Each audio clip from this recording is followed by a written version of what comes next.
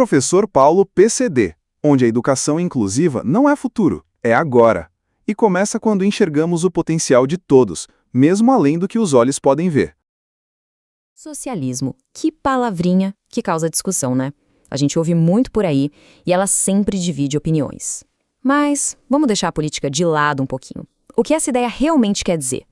No fundo mesmo, o socialismo é uma tentativa, uma busca bem antiga e super potente para responder uma pergunta que todo mundo se faz. Como é que a gente constrói uma sociedade mais justa para todo mundo?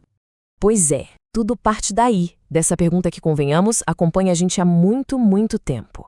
E aí, como a gente faz para ter uma sociedade mais justa? E o socialismo, bom, ele aparece como uma das respostas mais importantes e, claro, mais polêmicas para esse baita desafio. Então, para a gente conseguir desvendar essa ideia tão complexa, nosso roteiro vai ser o seguinte, bem direto. Primeiro, a gente vai definir o que é o socialismo.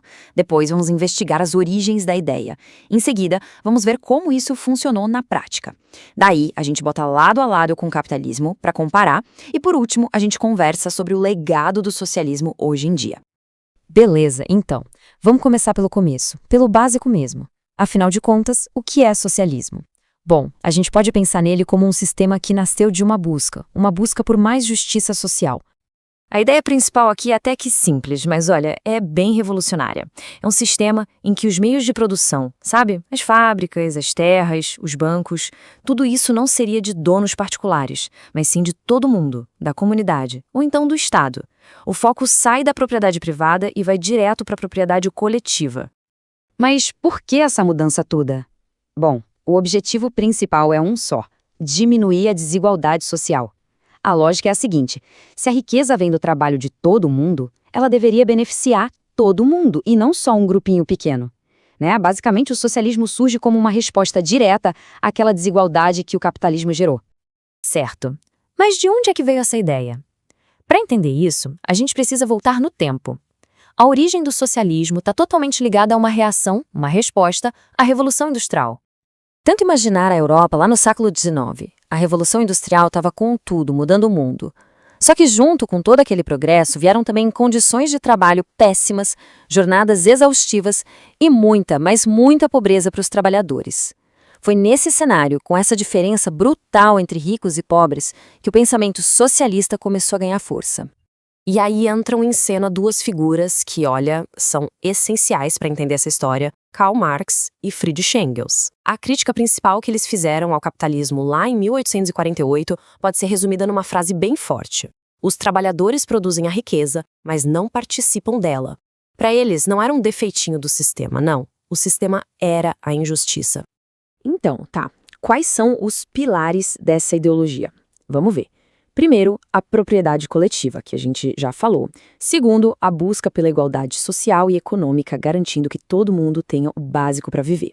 Para isso acontecer, entra o terceiro ponto, uma economia planejada pelo Estado, ou seja, o governo decide o que produzir em vez de deixar na mão do mercado.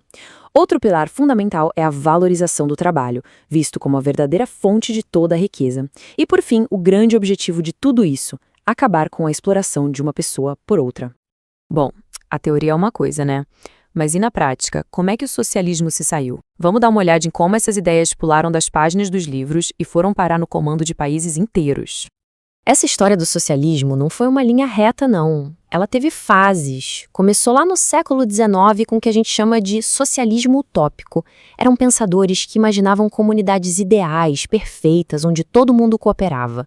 Aí vieram Marx e Engels com o socialismo científico, que já não era um sonho, era uma teoria de revolução, baseada na ideia de luta de classes. E por fim, no século XX, a gente viu o socialismo real, que foi a tentativa de botar isso tudo para funcionar em países inteiros, como a União Soviética, que é o caso mais conhecido.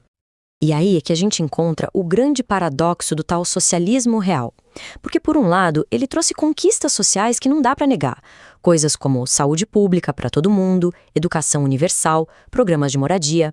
Mas, por outro lado, a realidade política foi bem dura. Muitas vezes, esses regimes eram autoritários, de partido único, com pouquíssima liberdade política e muita, muita censura. Isso tudo nos joga direto num confronto de gigantes.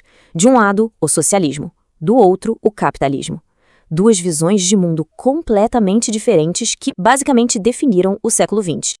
E essa tabela aqui deixa as diferenças bem claras. Olha só. No quesito propriedade, no socialismo é coletiva ou estatal. No capitalismo é privada. O objetivo da economia. No socialismo é o bem-estar social, a igualdade. No capitalismo é o lucro. O controle, economia planejada pelo Estado contra o livre mercado. E o que motiva as pessoas? No socialismo, a ideia é a cooperação. No capitalismo, é a competição. São lógicas que batem de frente, né? Ok, então chegamos aos dias de hoje. Qual é o lugar do socialismo no mundo atual? Vamos para a parte final da nossa análise para entender o legado que essas ideias deixaram. Quando a União Soviética caiu, lá em 1991, parecia o fim do jogo. Para muita gente era o atestado de óbito do socialismo. E, de fato, muitos países socialistas começaram a abrir suas economias. Mas a história não acabou ali, não. As ideias se mostraram bem mais difíceis de derrubar do que as estátuas. Na verdade, se a gente parar para pensar, muitas ideias que têm uma raiz socialista estão por aí, no nosso dia a dia, em políticas de vários países, inclusive países capitalistas. Pensa bem, educação pública e gratuita, sistemas universais de saúde, leis que protegem os trabalhadores, programas que tentam distribuir melhor a renda.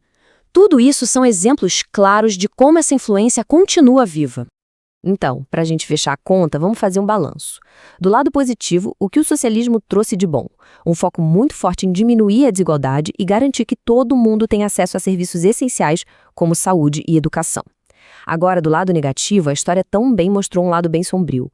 Na prática, muitos desses regimes acabaram com as liberdades individuais, tiveram uma economia pouco eficiente e criaram uma burocracia gigante. No fim das contas, a grande lição que a história parece nos dar é que, olha, nenhum sistema é perfeito. Nenhum mesmo.